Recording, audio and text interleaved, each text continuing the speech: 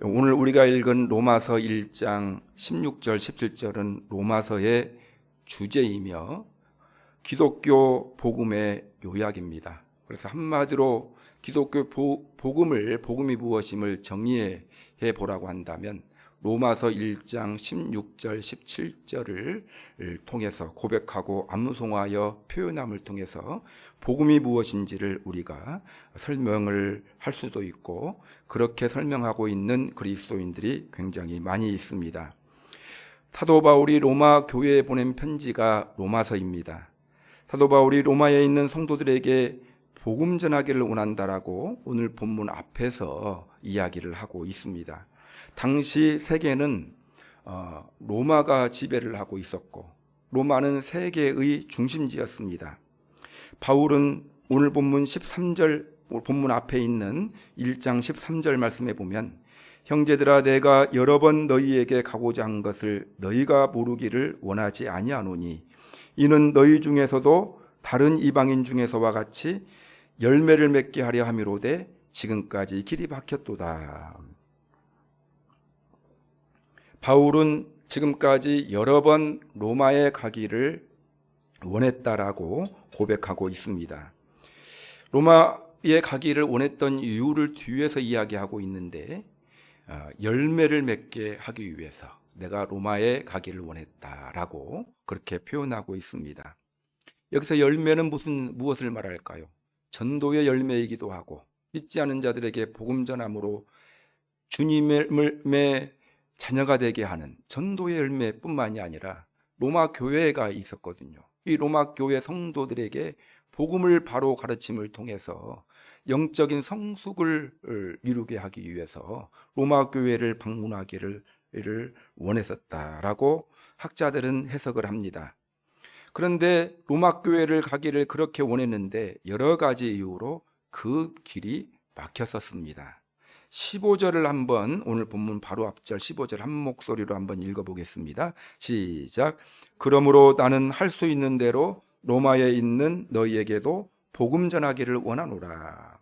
사도 바울은 기회가 되면 로마에 있는 교회에 복음을 전하기를 원한다라고 그렇게 표현하고 있습니다. 로마 교회는 사도 바울이 개척한 교회는 아니었지만 로마인들도 사도 바울의 전도 대상이었고, 또한 교인들도 사도 바울의 목회 대상이었다 임을 알 수가 있습니다. 사도 바울은 예수님의 십자가 복음에 근거한 바른 신앙 갖게 하기 위해서 로마 교회에 방문하기를 원했던 것입니다. 자, 그러면서 사도 바울이 오늘 본문에서 이제 이러한 표현을 하고 있습니다. 자, 16절을 한번 같이 한 목소리로 읽어보겠습니다. 내가 복음을 부끄러워하지 아니하노니 이 복음은 모든 믿는 자에게 구원을 주시는 하나님의 능력이 됨이라. 사도 바울이 내가 복음을 부끄러워하지 않는다, 자, 그렇게 표현하고 있어요. 뜬금없는 고백인 것처럼 보입니다. 갑자기 사도 바울이 내가 복음을 부끄러워하지 않는다 이렇게 표현하고 있거든요. 그런데 그 당시의 배경을 우리가 살펴보면 이해가 되는 표현입니다. 그 당시에 기독교는 신생 종교였어요. 막 생겨난 종교였습니다. 자, 당시 세계는 로마가 지배하고 있고, 로마가 지배하고 있었고, 세계의 중심지였던 로마에서 기독교는 작은 그런 나라, 작은 민족, 팔레스틴이라는 작은 식민지 그 민족에서 생겨난 그런 종교였어요. 로마 입장에서 놓고 보면 자기 총구석 아주 힘없는 나라 팔레스틴이라는 그 지역에서 생긴 신생 종교가 기독교였습니다. 자, 당시에 기독교인들 어떤 사람들이 예수님을 믿었냐면 잘나고 똑똑한 사람들이 예수님 믿은 것이 아니라 사회적으로 약자들, 이런 사람들, 힘없는 사람들, 소외된 사람들이 예수님을 믿었습니다.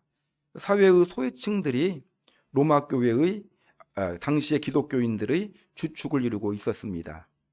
자, 사회적인 약자들이 다니는 소수민족의 신생 종교를 다니는 그 신생 종교의 교리가 되는 복음을 누가 들으려고 합니까? 생각해 보셨으면 좋겠어요. 누가 그 이야기를, 복음을 전하면 누가 들으려고 해요? 우리가 그 당시에 로마 교인이었다고 생각해 보세요. 야, 내가 전하는 복음 한번 들어봐라 하면 그 복음을 누가 듣겠어요? 예. 또 복음을 당당하게 전할 수 있겠습니까? 예. 어떻게 보면 창피하기도 하기도 했거든요. 어느 정도 복음을 부끄러워하는 일을 이해가 되는 상황입니다. 사도 바울은 지금 어떤 일을 겪었냐면요, 이 아주 위대한 사도, 그 신생 종교의 관점에서 봤을 때 위대한 사도라고 하는 사도 바울, 이 사도 바울 역시 세상적으로 눈길을 끌지 못하는 사람이었습니다. 사도행전에 보면 사도 바울의 전도여행 1차, 2차, 3차가 나오는데, 여러분 그 내용을 보면은요, 사도 바울이 복음을 전하다가 빌립보 지역에서는 감옥에 갇혔었거든요. 복음 전하다가. 그리고 데살로니가에서는 추방을 당했고, 누스드라에서는 몰래 도망갔습니다. 도망갔어요. 또 돌에 맞아가지고 기절도 하고, 아테네라는 곳에서는 조롱을 당했고요. 고린도에서는 복음을 전했는데 헬라인들에게는 미련하게 보이고, 그 사도 바울이 전한 복음이 헬라인들은 이제 이방인들을 말하거든요.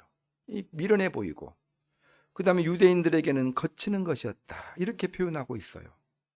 그래서 사도 바울이 복음 전하면서 얼마나 어려움을 겪었는지, 여러분 하나님이 살아계신 분이고 기독교가 또 복음이 능력이 있다면 복음 전했으면 막 죽은 자도 살아나고 예수님 믿는 사람들이 잘 돼야 되잖아요. 근데 복음을 전파하는 사도 바울마저 감옥에 갇히고 돌에 맞고 기절하고 도망가고, 그런 내용이 고린도후서 11장에서는 사도 바울의 간증을 통해서 적나라하게 표현되어져 있습니다. 자, 그래서 여호와 하나님과 사도 바울이 전한 복음, 크게 매력적이지 못했고, 그러한 분위기가 당시 그리스도인들에게도 팽배했습니다. 그러니까 복음을 부끄러워할 수밖에 없는 상황이죠. 예, 부끄러웠습니다. 예수님 믿는다는 것도 부끄러웠어요. 자, 그래서 그리스도인들과 당시의 복음 사역자들이 크게 위축이 되어 있었습니다. 이런 가운데 사도 바울이 오늘 본문 1장 16절에서 다시 한번 읽어보겠습니다. 시작. 내가 복음을 부끄러워하지 아니하노니, 이렇게 이야기하고 있는 거예요. 나는 복음을 결코 부끄러워하지 않는다. 내가 복음 전하다가 감옥에도 갇히고 복음 전하다가 조롱도 당하고 내가 많은 어려움을 겪었지만 나는 결코 복음을 부끄러워하지 않는다. 왜냐하면 복음의 위대성과 복음의 능력에 대한 확신을 가지고 있었기 때문에. 뒤에 보면은 그 이유를 설명하고 있어요. 복음은 모든 믿는 자에게 구원을 주시는 하나님의 능력이 되기 때문에, 이렇게 표현하고 있거든요. 여러분, 내가 복음을 부끄러워하지 아니하노니, 이 고백이 지금 우리 한국교회 그리스도인들, 많은 그리스도인들이 해야 될 고백이라고 저는 생각을 합니다. 왜냐하면 많은 그리스도인들이 지금 위축이 되어져 있고요, 매가리가 빠져 있거든요. 설교단상에서 매가리라는 말을 표현 죄송한데, 무기력하다라는 말보다 매가리라는 말이 잠을 더 깨웁니다. 센스 어필이라는 말이 있어요. 그래서 그냥 문법을 잘 맞춰가지고 설교하면, 이제 글은 그렇게 써도 설교할 때는 감각을 자극하라 하는 말이 있어요. 너무 세게 자극하다가 이제 오히려 그르치는 경우도 있는데, 매력이 없는 종교가 되어져 있어요, 여러분. 지금 한국교회 부흥기를 겪고 난 후에 복음에서 이탈한 한국교회는 매력이 없는 종교가 되어가고 있습니다. 기독교는 교회사를 연구해 보면 타락한 중세교회의 모습이 그대로 표현되어져 있어요. 여러분, 교회 역사를 보면 타락했던 교회에 대해서 이렇게 공부하는 시간이 있거든요. 공부하면 100%, 120% 일치해요. 교회가 많고 타락한 그 종교의 특징은 이제 그 절이 타락했다면 절이 많아지고요, 성직자가 많아지고 그런 특징이 있어요. 돈이 몰려 있고 이런 여러 가지 특징들이 있어요. 그 모습이 그대로 나타나 있습니다. 그래서 기독교는 중세교회처럼 큰 힘을 가진 기득권 종교가 되어버렸습니다. 우리 그리스도인들이 추구하는 것이 여러분 예수 추구합니까? 솔직히 왜 신앙생활 합니까? 세상에서 성공하고 싶어서 교회 나와서 신앙생활 하고 싶지 않나요? 진짜를 한번 밝혀보라면, 속을 꺼내보라면 그거 아닌지 모르겠어요. 우리 기독교인들이 예수님 때문에, 복음 때문에 신앙생활 하는 것이 아니라 복 받으려고 현세의 복을, 돈과 권세라는 현세의 복을 추구하는 이기적인 존재로서의 이미지를 갖게 되었습니다. 얼마나 조롱받고 있는지 몰라요. 보면 또 뭐 정치인 중에 하나님이 대통령 선거 나가라고 해서 나갔다고 했는데 경선에서 떨어져 버렸어요. 보니까. 그러니까 그 조롱을 하더라고요. 아니, 하나님이 말했다며, 하나님이 나가라고 해서 대통령 선거 나왔으면 최소한도로 결선은 나가야지, 예선에서 떨어져 버리면 그 하나님은 어떤 하나님이야? 뭐 이렇게 조롱을 하더라고요. 이런 지금 상황이에요. 조롱받고 있는 상황입니다. 이러한 모습이 코로나19 시대를 겪으면서 원래 가지고 있었는데요, 드러났습니다. 코로나19 때문에 생긴 것이 아니라 그러한 아주 복음에서 벗어나 있는 그 모습이 적나라하게 드러났고, 이로 인해서 많은 사람들이 알게 됐고 비판을 받고 있습니다. 자, 더구나 코로나로 인한 사회적 거리두기로 인해서 많은 그리스도인들이 교회를 떠나고 있고요, 또 영성이 약해져 있습니다. 우리 그리스도인들은 매우 무기력하고 위축되어져 있어요. 바른 신앙을 가진 사람들도 이런 분위기 때문에 위축이 되어져 있습니다. 그리고 또 우리 개인을 보면 어떻습니까? 예수님 믿고 아까 말했던 것처럼 좀 잘 풀려 있으면 좋은데 그것도 아니고, 좀 내 개인의 삶과 우리 가정을 봐도 뭐 그렇게 시원치 않고 뭐 이런 부분들이 느껴지고 있는 것 아니겠습니까? 자, 이런 상황 가운데 있는 우리에게 필요한 고백이 바로, 따라서 하겠습니다. 내가 복음을 부끄러워하지 아니하노니. 자, 이 고백이 우리에게 필요하다라는 것입니다. 여러분, 복음에서 떠나 있는 한국교회가 문제인 것이지, 타락한 한국교회가 문제인 것이지 복음이 문제가 있는 것이 아니거든요. 여러분, 복음대로 살지 않는 그리스도인들이 문제인 것이지 복음이 문제인 것이 아니라는 것입니다. 여러분, 제가 부족한 목사가 문제지 복음이 문제가 아니에요. 사도 바울이 이렇게 고백하는 이유는, 자기가 복음을 부끄러워하지 않겠다라고 고백한 이유는 복음이 가지고 있는 위대한 능력 때문에 그렇습니다. 그러면 복음이 가진 위대한 능력은 무엇일까? 오늘 본문에서 말하는 복음의 능력은 두 가지입니다. 사도 바울은 오늘 본문에서 나는 복음을 부끄러워하지 않겠다, 이 말을 다른 말로 표현하면 나는 복음으로 인해서 당당하겠다, 목에 힘주고 살겠다라는 거예요. 여러분, 예수님 믿는 것이 뭐 죄 짓는 일입니까? 여러 비판은 받고 있지만 그 사람이 문제죠. 복음이 잘못된 것이 아니에요. 그래서 어깨에 힘을 피고 목에 힘주고 여러분 살아야 된다라는 거예요. 그 지금 말씀을 우리에게 해주시는 거예요. 예양교회 성도들에게 어깨 피라는 거예요. 뭐 때문에? 복음 때문에. 근데 왜 복음 때문에? 복음은 위대한 능력을 가지고 있기 때문에. 사도 바울을 통해서 두 가지의 능력이 있다라고 말하고 있어요. 하나는 16절에 나타난 구원을 주는 하나님의 능력을 가지고 있습니다. 오직 복음만 능력을 가지고 있어요. 복음은 구원을 주는 하나님의 능력. 따라서 하겠습니다.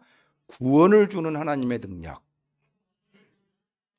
17절에 나타나 있는 것은 우리에게 의로운 삶을 살게 하는 하나님의 능력을 가지고 있어요. 하나는 구원을 주는 능력이고요, 하나는 우리로 하여금 의로운 삶을 살게 하는 능력을 복음이 갖고 있기 때문에, 그 복음의 능력을 나는 믿기에 나는 복음 앞에서 당당하겠다, 이렇게 고백하고 있는 것입니다. 자, 그러면 여러분, 사도 바울, 복음이 무엇일까? 사도 바울이 말하고 있는 복음이 무엇일까요? 복음이 무엇입니까? 물어보면 뭐라고 대답하시겠습니까? 알고는 있는데 대답하기가 좀 힘들어요. 근데 오늘 로마서 1장 앞절에서 사도 바울은 복음이 무엇이냐라고 하는 물음에 아주 분명하게 대답해요. 자, 답을 말씀드리면요, 사도 바울은 오늘 본문 앞에 특별히 1장 2절에서 4절 말씀에서 복음은 예수님이다 이렇게 표현하고 있어요. 복음이 무엇이라고요? 예수님이 복음이에요. 복음이 무엇입니까? 라고 물어보면 복음 그것도 몰랐어? 예수님이야 이렇게 대답해 주면 돼요. 여러분, 그럼 근거가 뭐야? 사도 바울이 그렇게 이야기했어.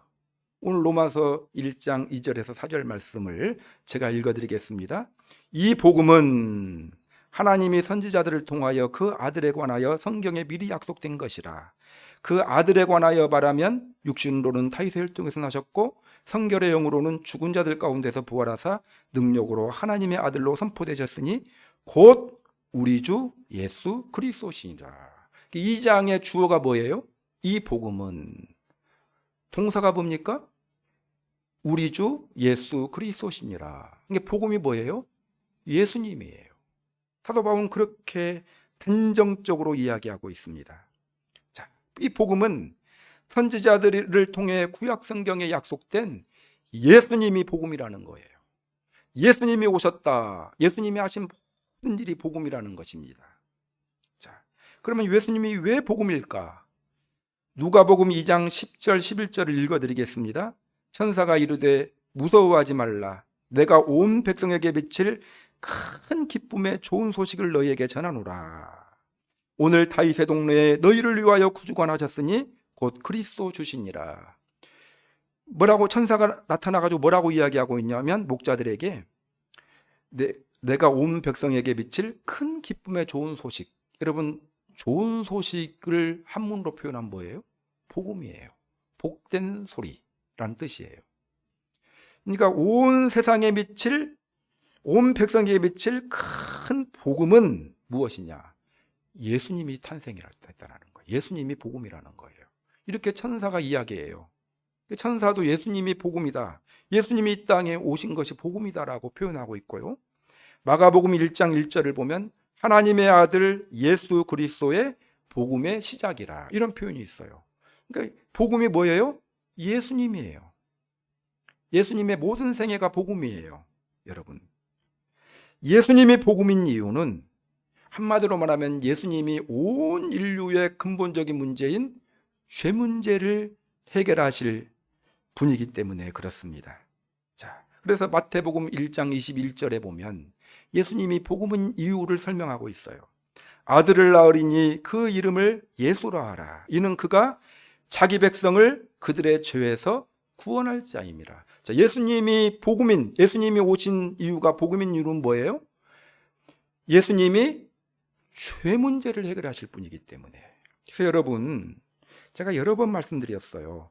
예수님이 이 땅에 오신 여러 가지 이유가 있다면 가장 본질적인 이유는 죄 문제 해결하기 위해서 오셨다라고 말씀을 드렸습니다.